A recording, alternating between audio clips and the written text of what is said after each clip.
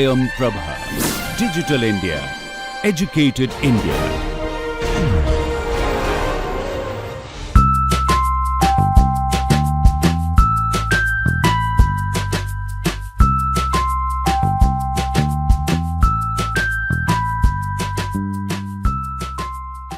Hello guys, welcome to the programming screencast of Tic Tac Toe. We had some discussions about the game which we played in our childhood, namely the Tic Tac Toe. It has a 3x3 board, that is nothing but a board consisting of 3 rows and 3 columns, that is the 9 cells.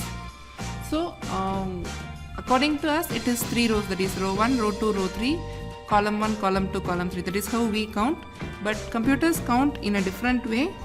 Let me show you. See, this is how the indexing is done in a computer for a board sort of structure. This is nothing but a matrix basically. This is a matrix for a computer, that is a 2D array, that is 2 dimensions, because there are 2 dimensions, namely the rows and the columns. So it's a 2D array. This is how the computers represent the board as, that is how they interpret the board as. See, the counting starts from 0, 0, 1, 2. That is how it counts. We count as 1, 2, 3.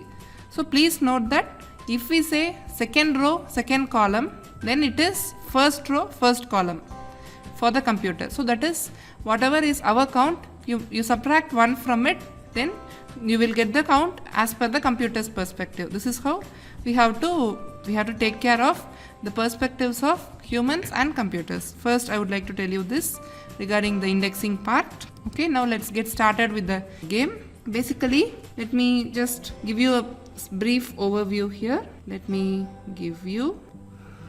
See, this is a 3x3 board, that is a board containing 3 rows and 3 columns. So players, there are 2 players in this game. Each player is given a symbol. One is given a symbol X, one is given a symbol O. They have to, initially the board is fully empty. They have to place their symbol in one of these vacant positions in the board. This is how the game goes. Suppose the player 1 places here.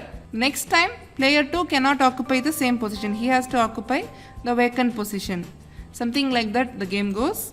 And if you would see, the player who occupies consecutive 3 cells along any of the rows or any of these columns or along this diagonal or this diagonal is considered to be the winner. That is, the player who is able to first occupy 3 consecutive cells in this manner is the winner. In case if no one is able to do, then it is a draw.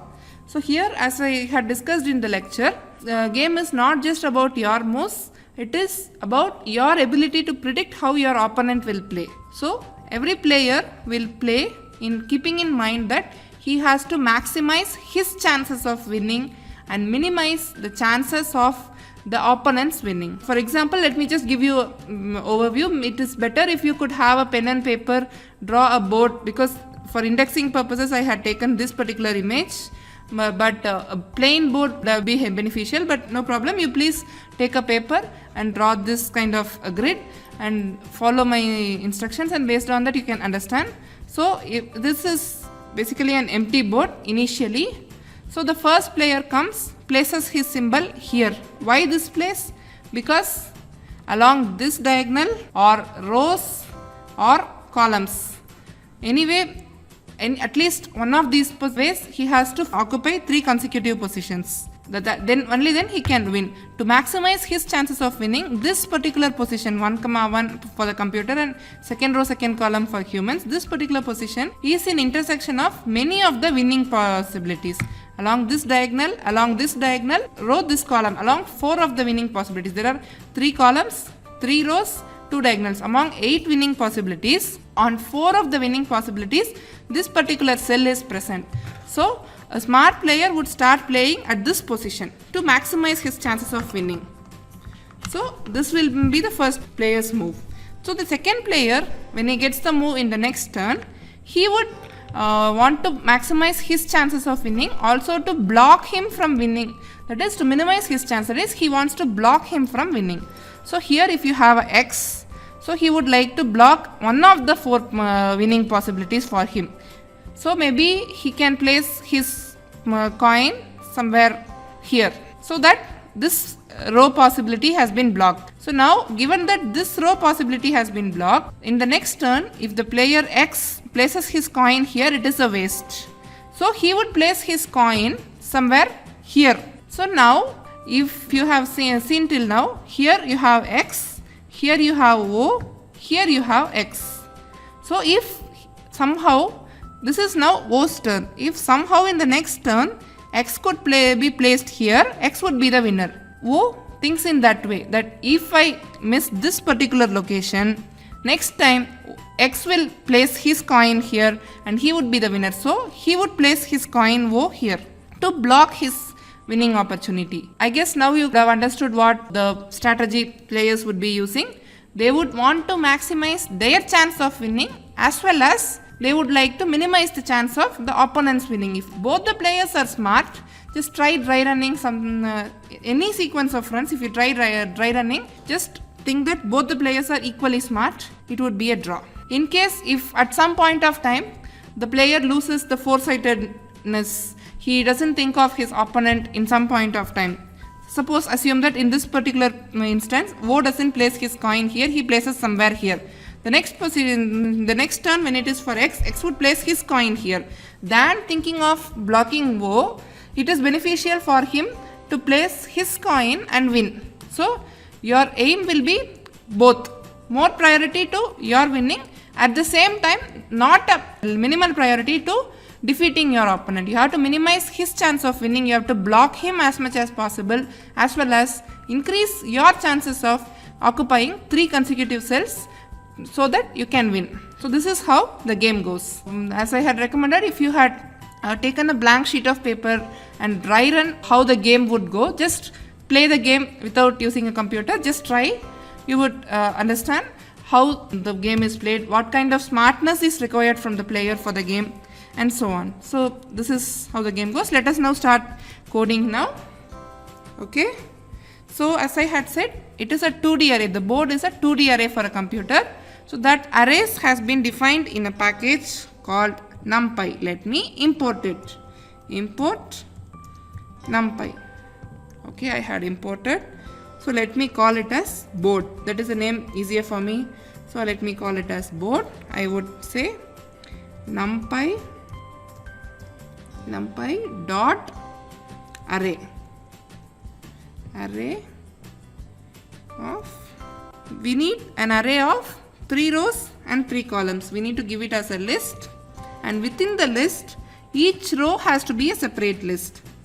So you have blanks initially. So for blanks I am representing it as hyphens, that it is a blank cell. That is what I mean by hyphens here. So I have 3 columns in each row. So 3 hyphens I would be giving. All these 3 are blanks. I'm sorry for this. First row has been given. Now the second row. So let me give. Okay, second row is over. Now the third row. Okay, first column of the third row, second column of the third row, then third column of the third row. So all 3 rows has been defined. Okay, now for player 1, the symbol I allocate is X. As I had told, it is X. For player 2, I allocate the symbol O. So that is what I had defined here. Player 1 symbol. Player 1 symbol, for symbol I am using S. Player 1 symbol is X. Player 2 symbol is O. So now let me start the game. Let me say play. As we would have seen till now, just saying play won't serve the purpose, because it is something we are defining. See, you got a warning symbol. It is an undefined name. So we have to give the proper definition as to what has to be done when you say play. So let me define it. Define play. Okay. Give colon here. So here starts the function definition. So every particular turn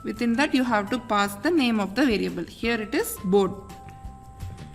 That is, it will take the value of the board in list format, convert it into the row and column format and print it. That is the purpose of this functionality. Okay, we'll print the board. Then we have to get the input for in which particular row. That is, how does it, what does this signify is, you are saying that you should allow him to place his coin. Where would he place? In some particular cell that is identified by the row number and the column number. So row, get the input from the user. Row is an integer, so let me typecast it initially. It's easier now.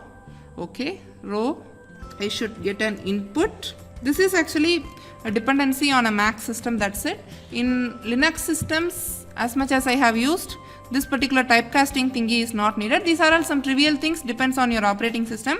In case you are using some other system and there is some other requirement, you can always Google it and get back the correct method as per your system. This I am doing it with respect to the Mac system. Okay, so I had typecasted, I am taking the input. So I should say enter your row position, enter row. What are the values for rows that is allowed? 1 or 2 or 3. These are the allowed rows. Okay.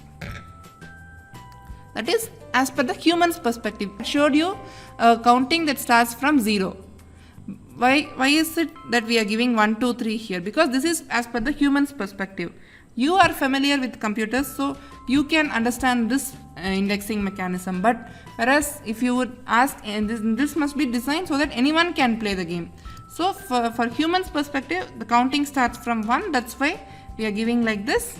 Then we'll adjust it in the upcoming steps. So you get the input and copy, paste. Okay, column.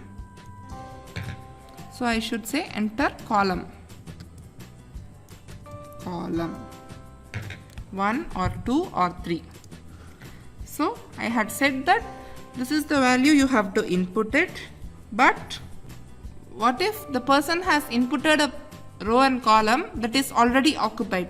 Or what if by some typo mistake or something, he has inputted a value that is out of range of the board? We have to handle it. All this we are doing it to ensure that your program is robust and fault tolerant. That is, whatever be the fault that may be occurring due to the user's input, it must be handled. Your program must be able to handle it. We should not say that it is your mistake. We should be able to handle it as much as possible. That is one of the principle in software engineering, that you have to make your systems friendly and fault tolerant. That is, if the users commit some mistakes, even your software must be able to handle it. You must be able to display him some polite, nice message that this is the reason why this cannot be accepted. Please try again with the valid thing. Something like that. That is a courtesy. That is the practice followed generally. So let us do that here. So let me check if it is a valid input, I have to say okay, you can place it. So how would I do that? In case if it is an invalid input, I should repeat the process. So I need to use while loop here. So let me use it. While 1, because it has to run infinitely till you get the correct input. So correct input, if it is a correct input, I have to break. So what is the correct input? Row, the value of row is greater than 0. 1 or 2 or 3, all are greater than 0, right? And the value of row is less than 4.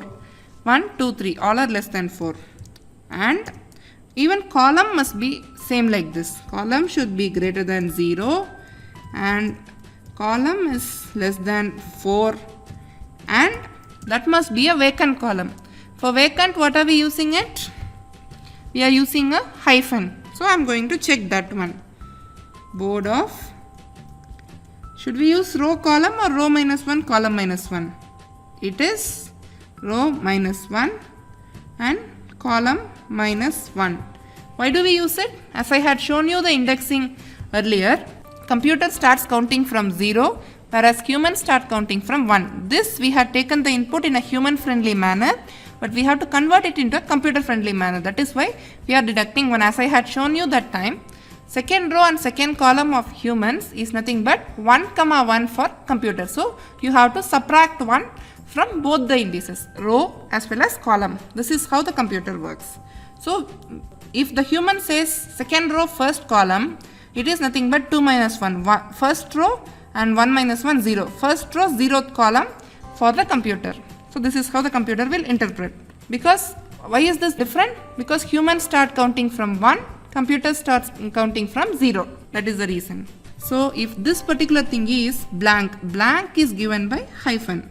If all these conditions are satisfied, that is row and column are within this range 1 or 2 or 3.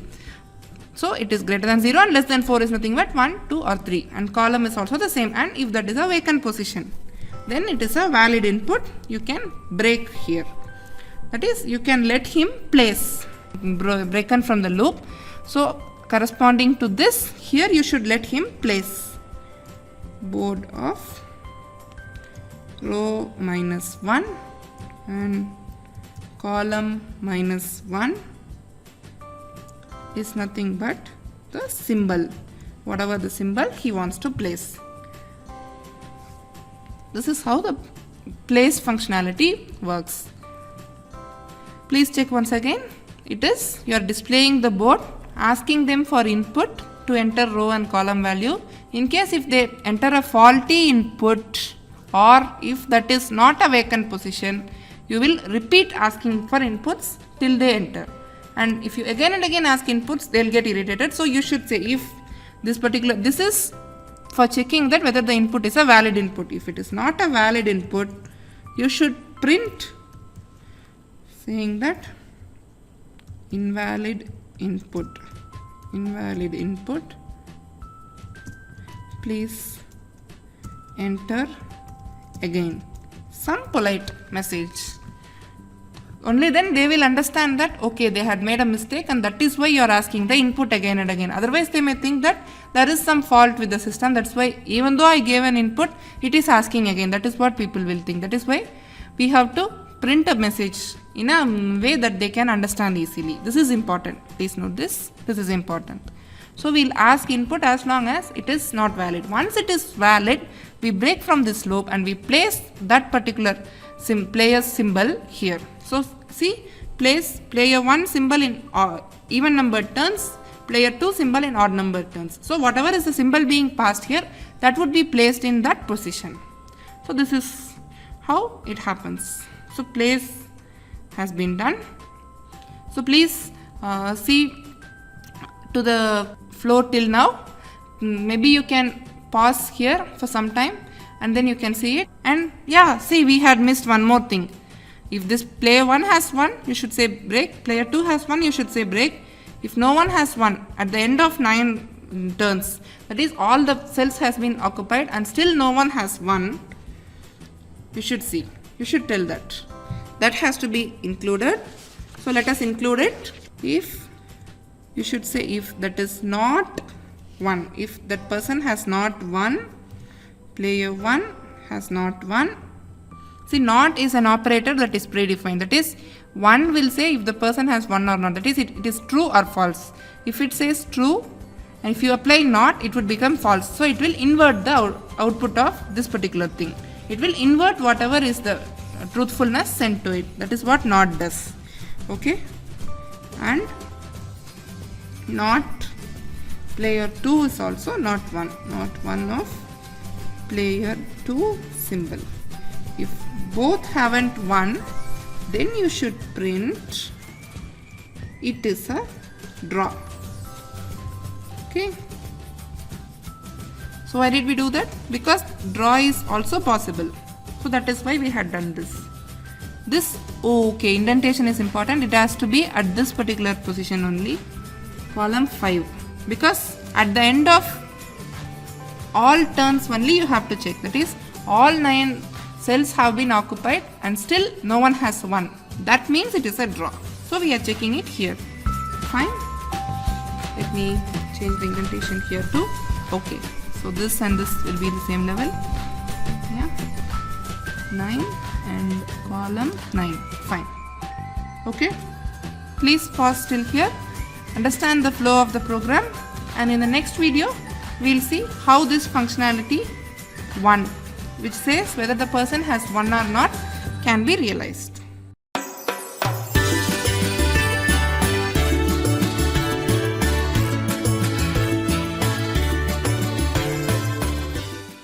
Alright guys, in the previous video we had seen the outline of the game. We have a play method and we had a place method. Play method alternates the turn between the players X and O. Even number turns is for X, odd number turns is for O. And place method checks whether the position is a valid one and a vacant one.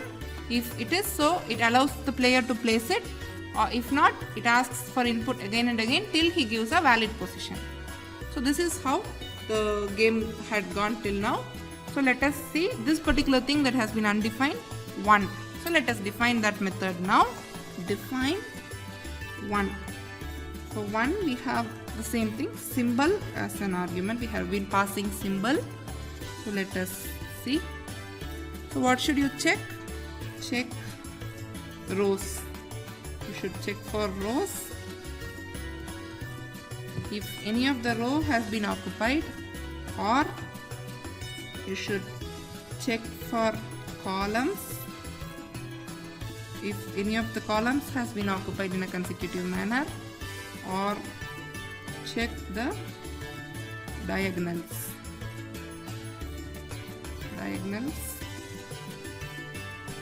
If any of the diagonals has been occupied. So you have to check all these things and return the answer. If any of these things has been occupied, then that person has 1. So see, check rows, check columns, check diagonals. All these are intuitive to us. We need to define it. Let us define it one by one. Check rows, define, check rows. We have passed the symbol. Okay.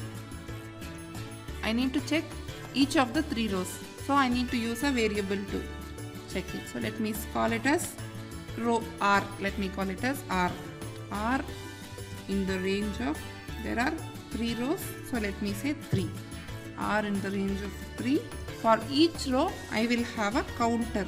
Count is initially 0. That is, we haven't counted the occurrence of that symbol in the row. So count is initially 0. Now let me iterate through every cell in the row. So for that let me use C, column. That is, each row has 3 columns, right? Has a cell of 3 columns, right? One cell belonging to each column we have, right? So we have to iterate over each of these cells. For C, for cell or column, you can take it anything. For C in the range of 3, because each row has 3 cells. So C is in the range of 3. So let me call it. So I will say if board at the R and C index contains the symbol, I will increment my counter. Count equal to count plus 1. So why do I use a counter here? Because it may be the case that in some column or some row X, X and the third thing may be O. In that case it is not a winning placement. X is a winning placement. So I need to count how many times I had seen the symbol X. So that is why I am using something called a counter. At the end of this loop, where we had iterated over each cell, I will check the value of the counter. If counter is equal to 3, because each row has 3 cells. If all 3 cells have the same symbol, then it is a winning move. I should print that it is a winning move. So let me print this particular symbol has 1. Let me say this person has 1 and I will return true. Here I am returning. So this particular functionality comes to an end.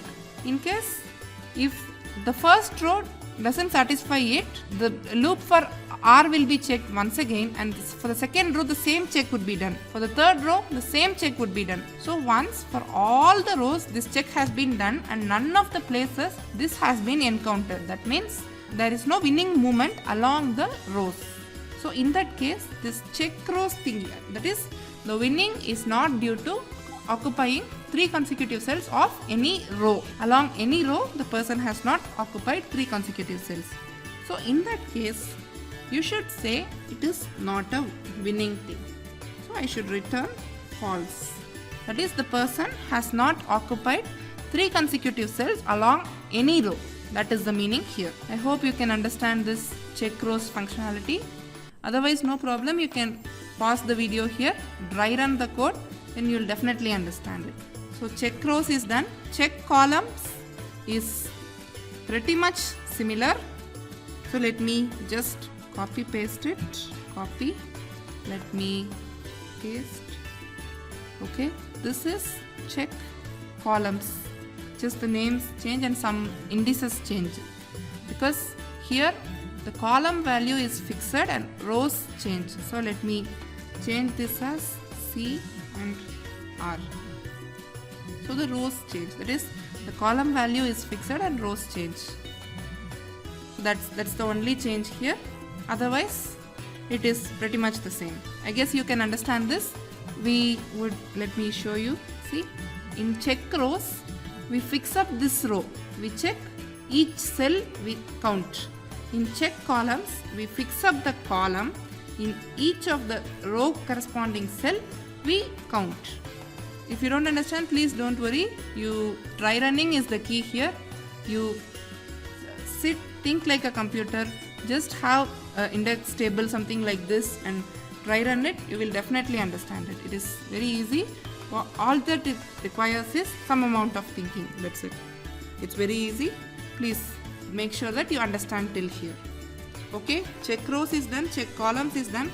Now check diagonals. So yeah, I'll show here. Wait. Okay. See the diagonals. 0, 0, 1, 1, 2, 2. The general format, it is of the form I, I. So both the values are same along this diagonal. And this diagonal it differs, so it's just 3 cells, so let us manually do it. 2, 0, 1, 1, 0, 2. So please make a note of these values, that's it. So for this I, general format, we can use a loop, something similar to what we have used in rows and columns. Just for that other case, we need to use the thing manually. Let us do it now. Define check diagonals. Check diagonals for the symbol. Check it. So for that diagonal, let us do it. If board of 0, or maybe we can even manually do it, no problem. It is up to you. You can use a loop as well as you can do manually, anything. 0, 2 is equal to board of 1, 1. That is allowed in maths but not in programming. So we have to use AND operator and we have to say board of 1, 1 is equal to board of 2, 0. That is one of the diagonals, and that particular thing must be equal to this corresponding symbol. Only then this person has 1. So let me check it. You can use any of the 3 values. I am using 1, 1. That is equal to symbol. In that case, you say this particular symbol has 1.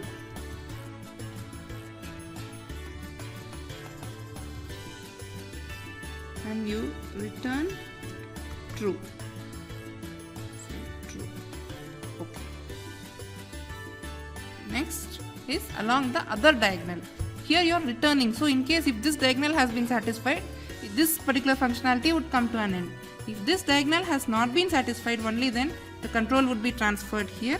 You have to check this diagonal. Board of 0, 0 is equal to board of 1, 1, and board of 1, 1 is equal to board of 2, 2 and board of 1, 1 is equal to symbol. This can be written using a loop as well. I would leave it as an exercise for you guys. Please do try using a loop to simplify this thing. Instead of using these many comparisons, you can simplify it. Alright, if that is the case, then this is pretty much the same. So let me copy paste it. Copy, paste. Okay. In case if both the cases didn't satisfy, then it means along the diagonals there is no winning move. In that case, you have to return false. So we had checked rows, checked columns, checked diagonals. And see, this one functionality is check rows or check columns or check diagonals. If in one of the places OR operator works in this manner, if at least one of these values is true, the final answer is true. If along the row or along the columns or along the diagonals there is a winning movement, then you would return true. That is, that person has won. If all three places there is no winning movement, only then it will return false. That is, the person has not won. So this is how this functionality works. Okay, let me save it. Okay, so I hope you would have understood the code till now.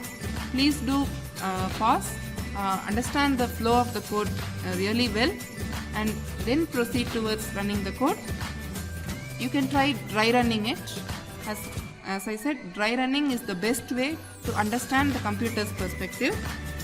Please do understand really well before proceeding further. Let us run this code and see what happens in the next video.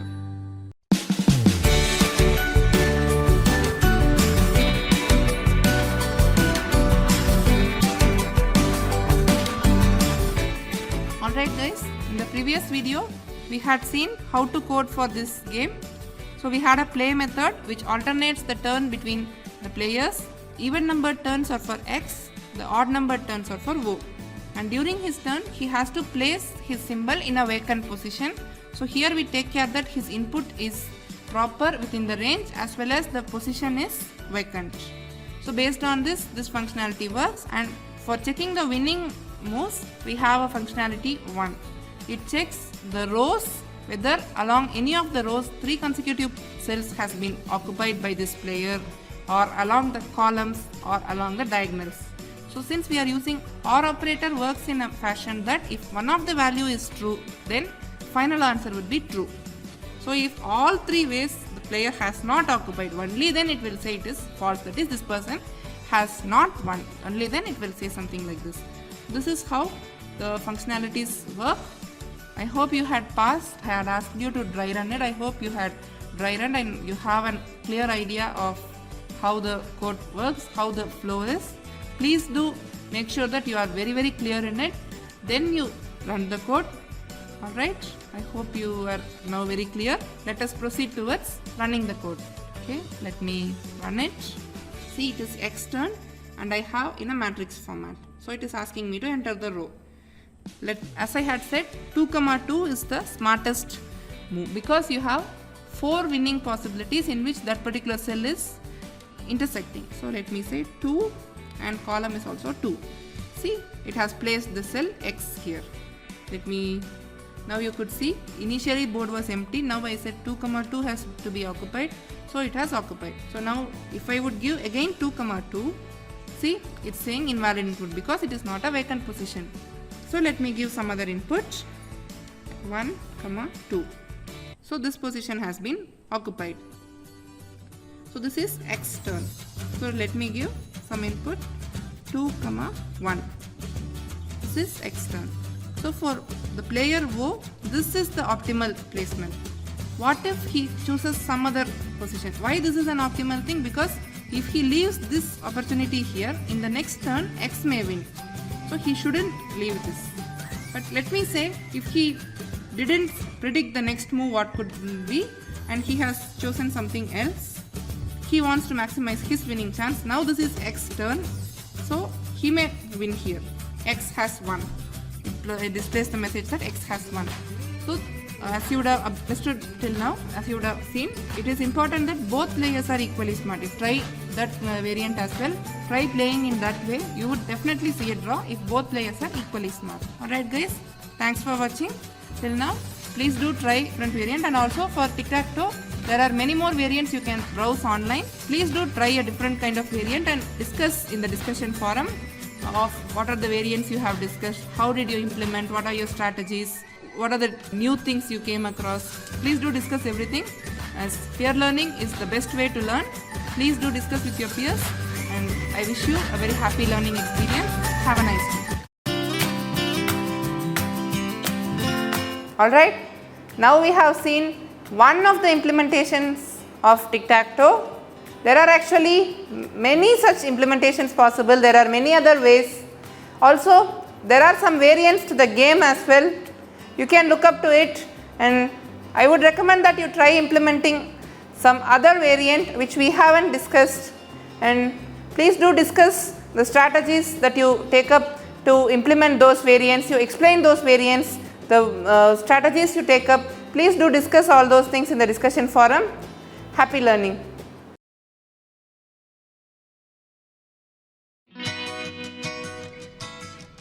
So we have a box here. There is another box inside this box, and there is another box inside this box. There is another box inside this box. You must be wondering what I am doing. Well, this is called recursion. So let us discuss about it.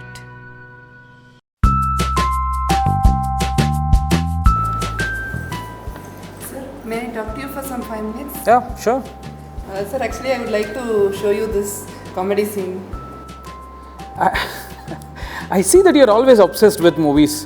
When are you going to discuss with me something technical? Sir, actually you are a sort of person who actually sees computing in every walk of life. This is something we generally use in computing. Such a concept is there in this clip, so I would like to... Sure, show me. This clip, is it? Yeah, yes sir. Sir, did you just see what happened here? Isn't this the concept we use in computing, namely the recursion? Very much. So that's a good find, Vidya. This is a very interesting scene. So I'll do one thing. I'll try explaining what exactly is happening here. Concentrate. Look, there are several people, right? There are some, let's say 15 people, Yes, sir. correct? And then this very person, first person, asks a question to his neighbor, right? And then he asks that question to his neighbor. So this kind of a cascade continues, you see, and goes till the first person. Yes, sir. And somewhere here, this fellow knows what is the answer. He tells him the answer, and the cascade comes back and hits the source. And there you are, bingo, you have the answer. Right? So this is exactly sort of how recursion works. You keep passing on the requirement to a function inside a function, and it goes inside and inside well within the last step, and then comes back, and there you are with the answer. That's a very good observation, Vidya. Very nice, very creative of you. Thank you, sir. Recursion is a very powerful tool in computer science, and we are going to illustrate that with a standard example called computing factorial of a number. We all know factorial of a number. It's a very easy thing to compute. So fact of 5 is 5 into 4 into 3 into 2 into 1. We all have been doing it from our school days, right? Which is actually 120. So what is factorial? Let us take a look at it. Factorial of a number, let's say 6, is 6 times, 5 times, 4 times, 3 times, 2 times 1. Do you observe that fact of 6 is 6 times fact of 5? What do I mean? I mean factorial of a number one can compute by computing factorial of a number 1 less than that multiplied by the number. So fact of n is n times fact of n minus 1. So let me think of how one could write a program to compute factorial of a number. That's going to be very easy. If the input is n, I will just write a for loop, and then for I equals 1 to n, I will say answer is answer times I, initializing answer to 1. Pretty straightforward, right? The best thing about computer programming is that one can do the same thing in several ways. I told you how to compute factorial of a number. I will now tell you how to compute it in a way that is slightly complicated, but I am going to introduce to you all a very important programming idea called the recursion. Remember how we defined factorial of a number? We observed that factorial of n is n times factorial n minus 1. So how about this? I define fact function, and then all that I do is return n times fact of n minus 1 whenever n is greater than 1. If n is equal to 1, I simply return 1, and that's what this program is doing. Now wait a minute. I'm defining a function and calling a function's name within the same function. Isn't that weird? There's actually nothing weird about it. Every programming language gives you this facility, the facility of calling the same function within itself, and Python also gives you this facility. As you can see, this program will simply give you factorial of a number. Try to understand what is happening here. You are computing a function by giving in as an input a number, and the function is calling another instance of itself.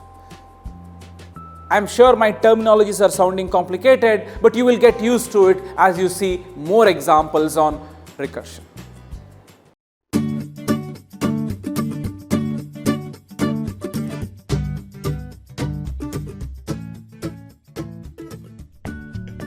Hello guys, I hope you would have seen the concept of factorial of a number. Let me just give you a brief overview of what it is. Factorial of a number is nothing but you keep repeatedly multiplying the number starting from 1 till you reach the given number, and what is the answer you get is nothing but you call as a factorial of a number. Let me give you an example. Let us take the number 4. Start with 1. Next number it is we have not reached 4 yet, so take the next number 2, multiply it. 1 into 2 is 2. Still we have not reached 4, so take the next number 3, multiply it. 2 into 3 is 6. We have not reached 4, so take the next number. It is 4.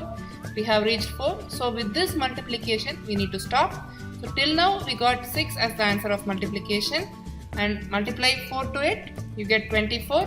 That is their answer. So we say factorial of 4 is 24. That is 1 into 2 into 3 into 4 is 24. That is what you call as factorial of a number.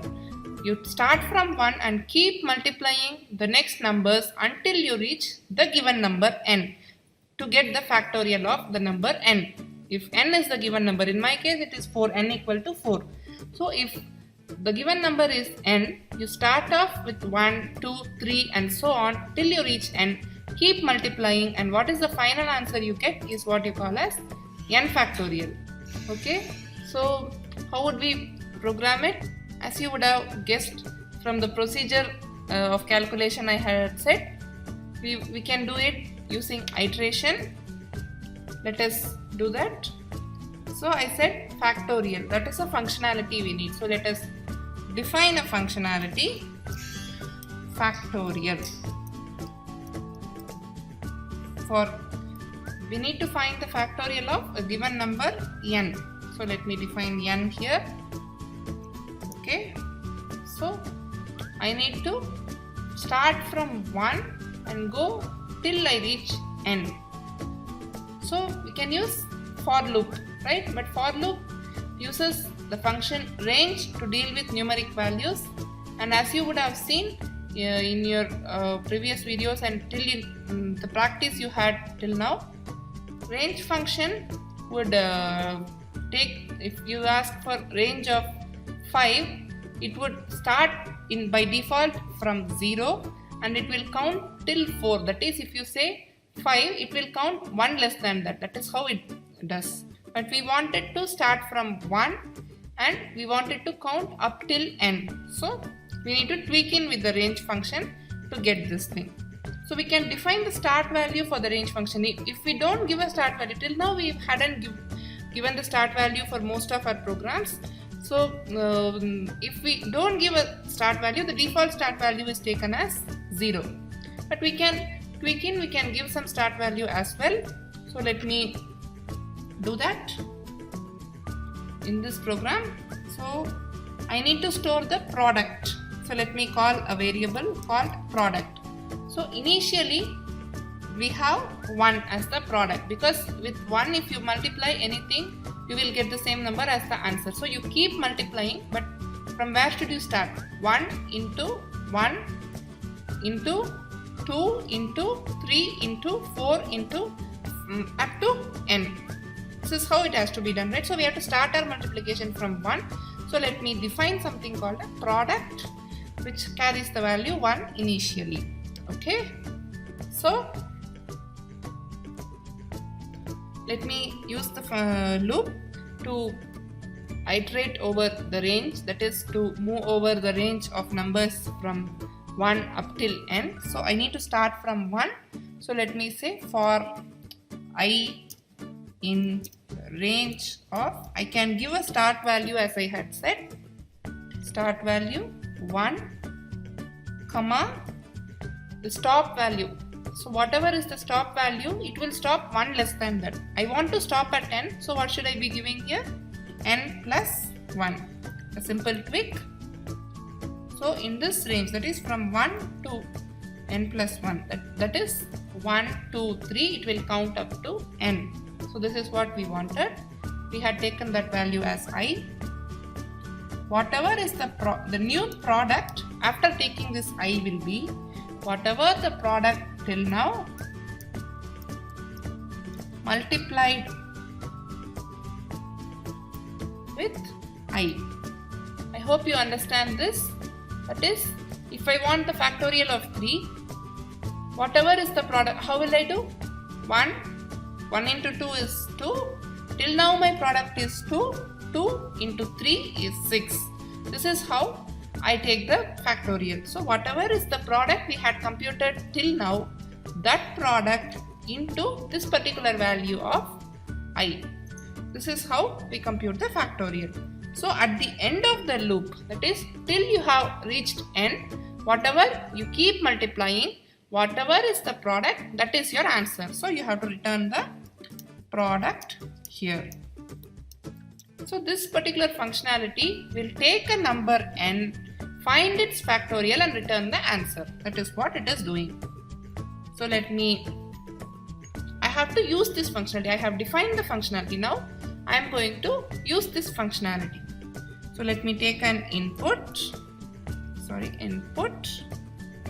Input generally takes in terms of strings in Mac. So I need to typecast it to int. This is a Mac dependency, that's it. It may differ from operating system to operating system. With practice, you will get to know how your operating system expects your input syntax to be. Based on that, you please modify this. I am doing this with corresponding to Mac. Okay.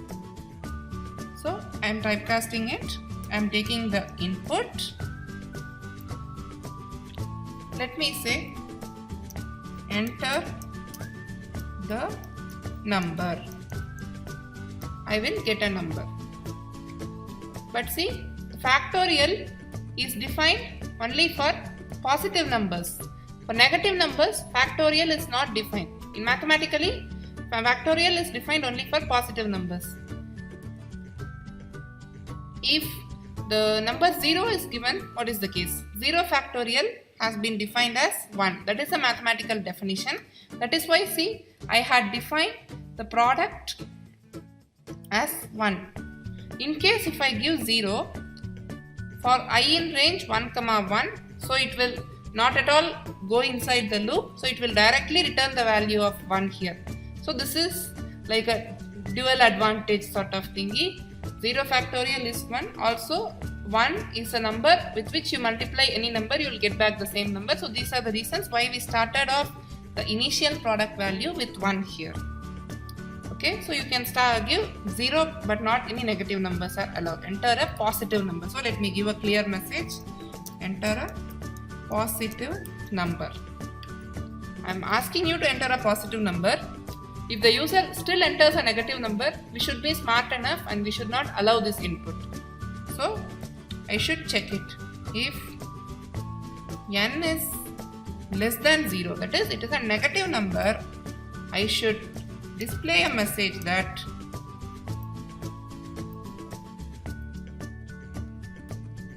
factorial is not defined on negative numbers.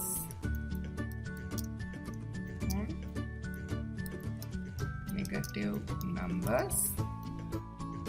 See, why we are doing this is what we call as fault tolerant nature. If the user by mistake has given some input which is actually incorrect, we should not throw at him some random results and terrifying him. We should give him a polite message so that he can understand what is the mistake he has done and he will not repeat it. So this is one of the software engineering principles we are following. If n is less than 0, that is, it is a negative number, say that factorial is not defined on negative numbers. Else, let me say factorial, right? So let me say f for factorial. I will get back the answer. I will call factorial of n. So I had called the factorial of n. So it will return an answer, right? That answer will be captured in f. So now I have to print it. So let me print it. Print. Let me say factorial of n is f. That is, n factorial is f. That is what we want it to be printed. So let me save the code. Let me run it, or maybe I'll give you a very brief intro. It will take an input. It will check if it is a negative number. For negative numbers, since mathematically factorial is not defined, we display the message that it is not defined. If it is a positive number, it will start computing the factorial. So how factorial is computed is, you start off from the number 1 and keep multiplying the consecutive numbers till you reach the given number n. And at the end of this multiplication, whatever is your answer is what you call as the factorial. So you return that particular product and you print it here. Factorial of n is this. You are printing it. This is how the working is. Let us execute the program. Let me run it. Okay, it is asking me to enter a positive number. Let me show you. Let me enter a negative number. See, factorial is not defined on negative numbers. So this particular thing is fine. Okay. So let me run again with the correct input, positive input. Let me give a number 6. Okay, factorial of 6 is 720. 1 into 2 into 3 into 4 into 5 into 6 is 720. That is what is displayed as the answer here. Fine. So our program works fine. This is not the only way to calculate factorial. There is another way as well. So you can understand that way. For that, please do observe the solution. Try enumerating, running program on different inputs. You will find some pattern. If you are able to crack the pattern, you will understand the alternative way of